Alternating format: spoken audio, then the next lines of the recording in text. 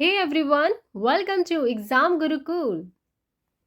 तो गाइस, जैसे कि मॉडल ऑक्सिलरीज वर्ब्स की ये सीरीज चल रही है, उसमें आज हम डिस्कस करेंगे मे एंड माइट के बारे में। इन दोनों के ही यूजेस बड़ी आसानी से आप सीखेंगे। सबसे पहले एक बात समझिए, कैन का पास्ट कोड होता है, उसी तरीके से मे का पास्ट माइट होता है। लेकिन हर जगह माइट पास्ट बताने के लिए नहीं आता, प्रेजेंट और फ्यूचर बताने के लिए भी आता है। इसे समझने के लिए एक एक पॉइंट पर चलते हैं। सबसे पहला पॉइंट है परमिशन। इसे लेने या देने के लिए हम मे का यूज़ करते आए हैं, बचपन से करते आए हैं। ये एक फॉर्मल वे है। इनफॉर्मल वे में कैन का यूज़ किया जाता है, स्पोकन में भी कैन का यूज़ किया जाता है, ताकि बोलने वाले का स्टेटस छोटा ना लगे। तो चलिए कुछ सेंटेंसेस मे के देखते हैं। मे आई कम इन सर? सर, क्या मैं अंदर आ सकता हूँ? May I go out sir? Sir, क्या मैं बाहर जा सकता हूँ या जाऊँ? दोनों ही सेंस में। No, you may not. नहीं, तुम नहीं जा सकते, परमिशन नहीं मिली। Yes, you may. हाँ, तुम जा सकते हो, परमिशन मिल गई। मे आई यूज़ योर मोबाइल? क्या मैं आपका मोबाइल यूज़ कर सकता हूँ? तो ये परमिशन लेना या देना मे का यूज़ होता है, ये आप अच्छे से जानते हैं।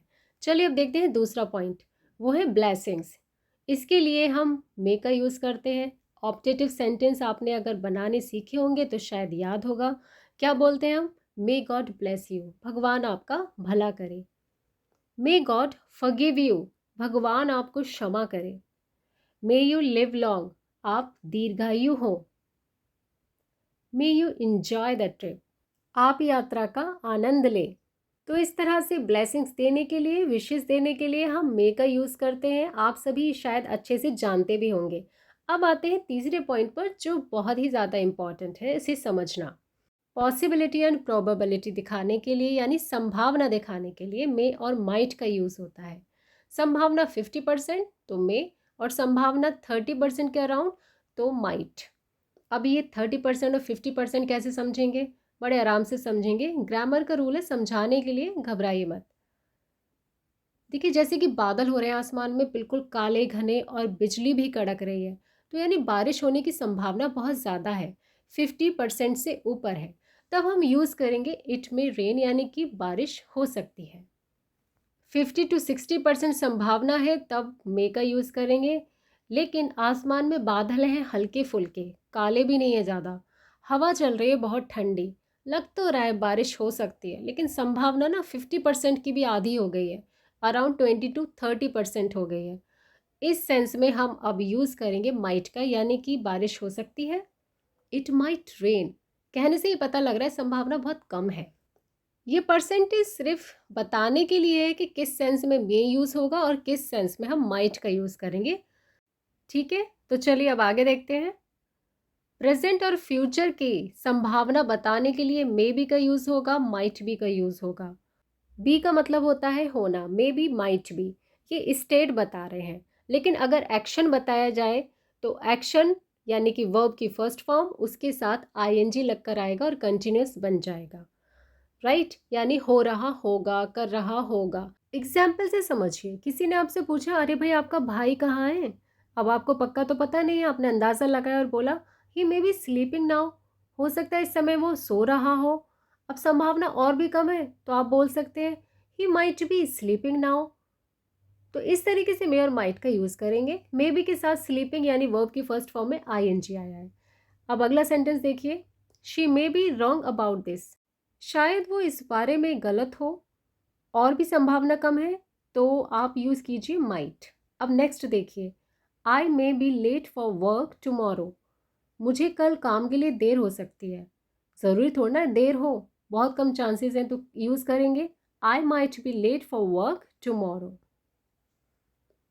तो परसेंटेज याद रखिए मे की और माइट की। अब जैसे अभी हमने प्रेजेंट की, फ्यूचर की बात की, अब बात करेंगे पास्ट की। तो ये मे बी और माइट भी हमारा बन जाएगा मे हैव बिन या माइट हैव बिन। अब अगर इसके साथ एक्शन वर्ब आए तो उसी एक्शन में आईएनजी लग जाएगा।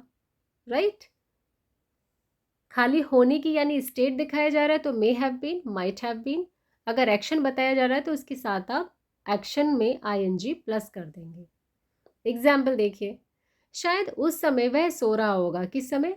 जब मैं उसके घर गया था तो उसने दरवाज़ा नहीं खोला। आपने क्या कहा? शायद उस समय वह सो रहा होगा। He may have been sleeping that time. संभावना और कम है तो माइट यूज़ कीजिए। He might have been sleeping that time. हो सकता है उस समय वह सो रहा हो। ठीक है, इस तरीके से। और दैट टाइम यानी उस समय से हमें पता लग रहा है पास्ट की बात हो रही है। अब देखिए नेक्स्ट सेंटेंस। हो सकता है उस समय वह मार्केट में हो। अब यहाँ सिर्फ होने का जिक्र हो रहा है, नहीं स्टेट बताया जा रहा है। सिर्फ मे हैव बिन या माइट हैव बिन यूज़ होगा। वर्ब में आईएनजी लगाने की कोई ज़रूरत नहीं है क्योंकि एक्शन तो बताया नहीं जा रहा। He may have been in the market that time. और कम है संभावना तो यूज़ कीजिए he might have been in the market that time. हो सकता है उस समय वो मार्केट में हो, शायद। तो शायद या हो सकता है ये तो आएंगे ही। चलिए आगे देखते हैं। May have plus V3, might have plus V3। अब जब हैव आया है तो V3 तो आएगा ही आएगा। अगर एक्शन आएगा हैव के साथ तो हमेशा V3 में ही आएगा।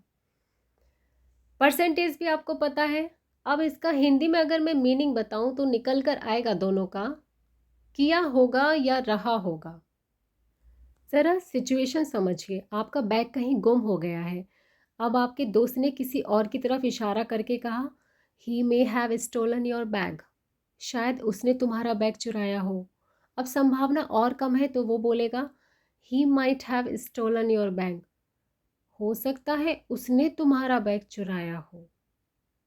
राइट गाइस, यहाँ पर बैग की स्पेलिंग रॉन्ग प्रिंट हो गई है। BEG नहीं BAG होगा बैग। नेक्स्ट सेंटेंस देखिए। शायद तुमने मेरे बारे में सुना हो। फिल्मों में तो हम ये डायलॉग बहुत सुनते हैं ना, तुमने मेरे बारे में तो सुन रखा होगा, लेकिन ये थोड़ा पॉसिबिलिटी कम के साथ है। शायद आ गए ना यहाँ पर। You may have heard of me. और संभावना कम हो गई कि शायद ही तुमने मेरे बारे में सुन रखा हो, तो you might have heard of me.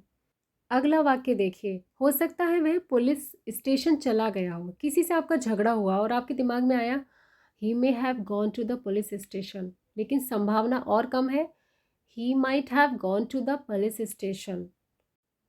अब देखते हैं पैसिव वॉइस में इसका कैसे यूज़ होता है। अभी जो हमने मे हैव V3 सीखा था उसके बीच में बस हम बिन का यूज़ कर देंगे। Might have bin plus V3। मे का यूज़ 50% संभावना दिखाने के लिए और माइट का यूज़ 30% संभावना दिखाने के लिए होता है। ये पॉइंट भी क्लियर है। अगर आपने एक्टिव पैसिव पढ़ रखे हैं तो अच्छी बात है, नहीं पढ़ रखे हैं तो भी अच्छी बात है क्योंकि अब पढ़ेंगे। एक्टिव देखिए, सेंटेंस है ये। शायद वह खाना बना चुकी होगी। सिंपल सेंटेंस है, सब्जेक्ट अपना काम कर रहा है, एक्टिव सेंटेंस है। She may have cooked the food, she might have cooked the food, दोनों ही तरीके से सही है। अब इसको पैसिव बनाएंगे। पैसिव बनाने के लिए हम क्या करेंगे, ऑब्जेक्ट को उठाकर सब्जेक्ट बना दीजिए, पैसिव वॉइस बन जाएगा। शायद खाना बन चुका होगा। शायद खाना बन चुका होगा। अब खाना बन चुका होगा तो इसे कैसे बनाएंगे, the food may have bin cooked, the food might have bin cooked. यहाँ पर हमने बिन का यूज़ किया है, पैसिव वॉइस बन गया है। राइट अब देखते हैं दूसरा सेंटेंस। एक्टिव सेंटेंस देखिए पहले। हो सकता है उसने घर साफ कर दिया हो। ठीक है, आपको पता नहीं है अभी उसने किया है नहीं किया। आपने बोला she may have clean the house. Chances कम है तो हम बोल देंगे she might have clean the house. अब इसको पैसिव कैसे बनाएंगे, अब घर उठाकर सब्जेक्ट बना दीजिए, यानी कि घर साफ हो चुका होगा। शायद घर साफ हो गया होगा। द हाउस में हैव बीन क्लीन्ड, संभावना और कम है, शायद ही घर साफ हुआ होगा, तो माइट यूज कीजिए। The house might have been cleaned. अब एक और सेंटेंस देखते हैं। एक्टिव सेंटेंस देखिए। शायद मैकेनिक ने मेरी कार ठीक कर दी हो, है ना, आपकी गाड़ी खराब होगी, आपने मैकेनिक को दी है। The mechanic may have fixed my car, संभावना और कम है, आपको चांसेस लग रहे हैं अभी नहीं की होगी। The mechanic might have fixed my car. अब इसको पैसिव बनाइए कि मेरी कार ठीक हो गई होगी, यानी ऑब्जेक्ट को सब्जेक्ट बना दीजिए, पैसिव हो जाएगा। शायद मेरी कार ठीक हो गई हो। My car may have been fixed, my car might have been fixed. एक और सेंटेंस लेते हैं। हो सकता है चोर भाग गया हो, ठीक है, पुलिस चोर के पीछे थी, पता नहीं वो हाथ आया नहीं आया। The thief may have run away, संभावना और कम हो गई, the thief might have run away. चलिए एक सेंटेंस पैसिव का देखते हैं। अब इसमें तो ऑब्जेक्ट है नहीं, इसको तो पैसिव कैसे ही बनाएंगे हम। सेंटेंस है शायद चोर गिरफ्तार हो गया होगा, the thief may have been arrested. अब इस संभावना और कम हो गई है, the thief might have been arrested. तो इस तरीके से मे हैव बीन और माइट हैव बीन को यूज़ किया जाएगा। अब जब हमें डायरेक्ट स्पीच को कन्वर्ट करना हो इनडायरेक्ट स्पीच में, तो हम क्या करते हैं, हमारी वर्ब पास्ट हो जाती है। जैसे कैन का कुड हो गया था, उसी तरीके से मे का यहाँ पर क्या हो जाएगा, उसकी पास्ट फॉर्म यानी कि माइट होगा, लेकिन तभी होगा जब हमारी रिपोर्टिंग वर्ब पास्ट में होगी। रिपोर्टिंग वर्ब अगर प्रेजेंट में है तो आगे स्पीच के टेंस में कोई चेंज नहीं होगा। जिन्होंने नरेशन पढ़ रखा है उनको ये पॉइंट बिल्कुल क्लियर होगा। चलिए एग्जाम्पल देखिए। He said I may stand for election, उसने कहा मैं इलेक्शन में खड़ा हो सकता हूँ। उसने कहा रिपोर्टिंग वर्ब हमारी पास्ट में है तो हम चेंज करेंगे। कैसे चेंज करते हैं, इन्वर्टेड कॉमास हटाकर दैट लगा देंगे और मे का पास्ट कर दिया might, that he might stand for election. दूसरा सेंटेंस देखिए। टीना said I may go there, Tina ने कहा मैं वहाँ जा सकती हूँ। अब ये पास्ट की बात हो रही है क्योंकि वर्ब पास्ट में है, तो ये भी इन्वर्टेड कॉमास हटकर दैट लग जाएगा और मे का हो जाएगा might. Tina said that she might go there, Tina ने कहा कि वह वहाँ जा सकती थी। इस तरीके से हम बोलेंगे। अब आपके लिए एक होमवर्क है। ये है 2 सेंटेंस। हो सकता है उसे धमकाया गया हो, शायद उसने कपड़े खरीद लिए होंगे। तो ये दोनों ही सेंटेंस आपको बनाने हैं।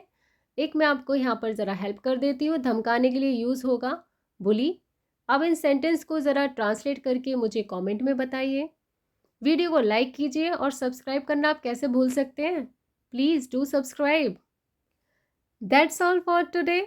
मिलते हैं अपने नेक्स्ट टर्न में। Till then bye bye, take care and thanks for watching the video.